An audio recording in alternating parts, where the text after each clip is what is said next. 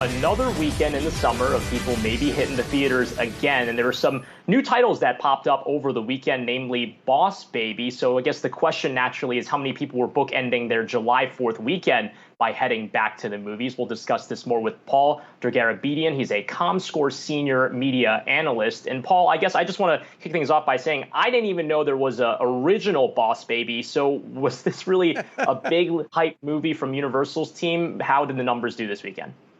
Well, the numbers were quite amazing. Universal had a heck of a weekend. They took the top three spots with Furious 9 for the 4 days. It was a holiday weekend, Friday through Monday, of $30 million, bringing that film to $123 million. Universal took the second spot with the debut of The Boss Baby, Family Business. That's the name of that one. And that film earned $20 million for the 4 days. And then we had The Forever Purge, also from Universal. That's a Blumhouse film. Boss Baby is DreamWorks Animation, and The Forever Purge earned $15.7 million. So they had a really great weekend over there at Universal, and I think they just, by opening Furious 9 last week in North America and doing so well, that film is closing. That film's going to wind up earning $500 million globally or more. I mean, it's still running in theaters. So just a great weekend for movie theaters. 4th of July last year really didn't exist. The entire weekend last year earned about $1.5 million, and that was all drive-ins. This year, for the 4 days, close to $90 million. So a good weekend overall. Paul, what does that suggest in terms of where we are in theaters getting back to where we were pre-pandemic? You look at a movie like F9, I mean, that was only released in theaters. You could argue that's why it did so well. When you look at some of these other films that have sort of been split between streaming and the theaters, they haven't necessarily performed as well. Great question, because we've had some movies like Godzilla versus Kong. That was earlier in the year when there were a few theaters open. That film crossed $100 million at the box office recently. And that was a film that was released day and date, HBO Max, theaters on the same day. In the Heights, I was rooting for that film. It was well loved by audiences, but didn't quite do the box office everyone thought it would. That was day and date available at home. I think it's kind of a mixed bag. I think there are certain movies where, for instance, Black Widow, which is opening this week, that we've been waiting for a very long time, that's going to be available on PVOD or premium VOD for around $30 on top of your Disney Plus subscription. So that'll be a real test, because that's the kind of movie to me where Marvel fans are going to say, hey, I can spend $30 to sit at home. Or I can buy 2 movie tickets, go out to the movie theater and see the way I think Black Widow needs to be seen on that big screen. So, but that's going to be a true test. Will the fans stay home and watch it for $30, or will they go out to the movie theater? That's a big question.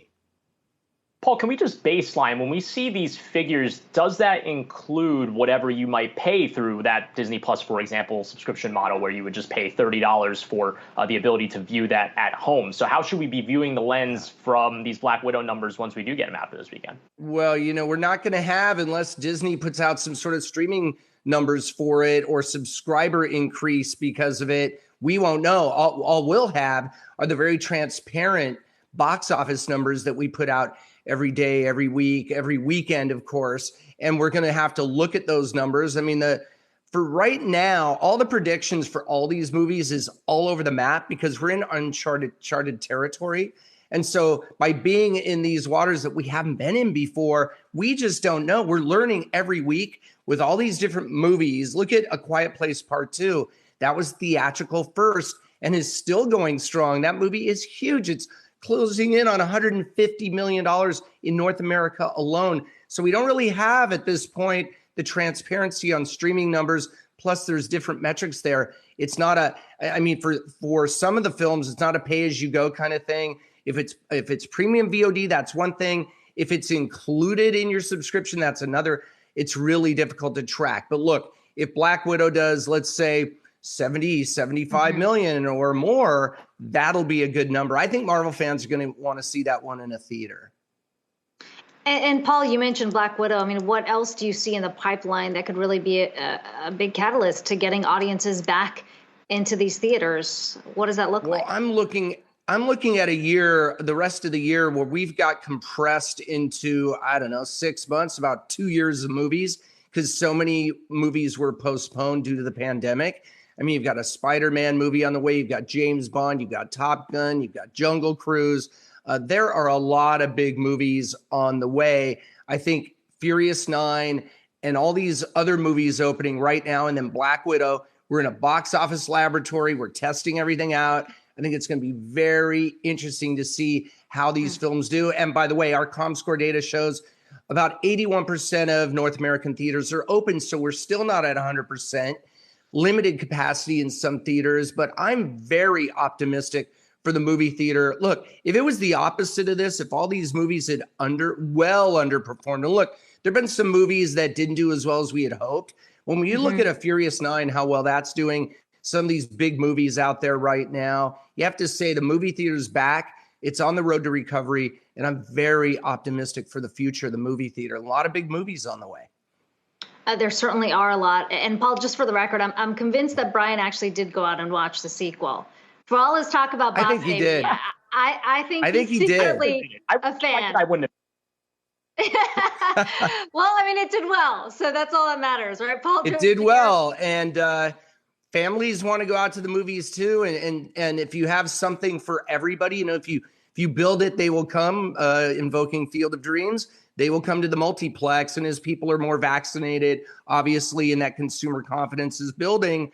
Oh, and I want to mention one thing, though. I don't want to forget Zola, A24's movie, independent film that did really well. And Summer of Soul, that's another big movie that did well. And I say big because these are documentary. I mean, that was from Searchlight, Summer of Soul, a great documentary. And Zola from A24, a Sundance premiere. That's a film that premiered at Sundance in 2020. So to have independent films out there doing well, we don't want it to be just about blockbusters, though I understand that's what movie theaters want in their locations because that brings in a lot of people. But let's not forget movies like Zola and Summer of Soul and independent film and independent filmmakers for whom that big screen is really important and will continue to be.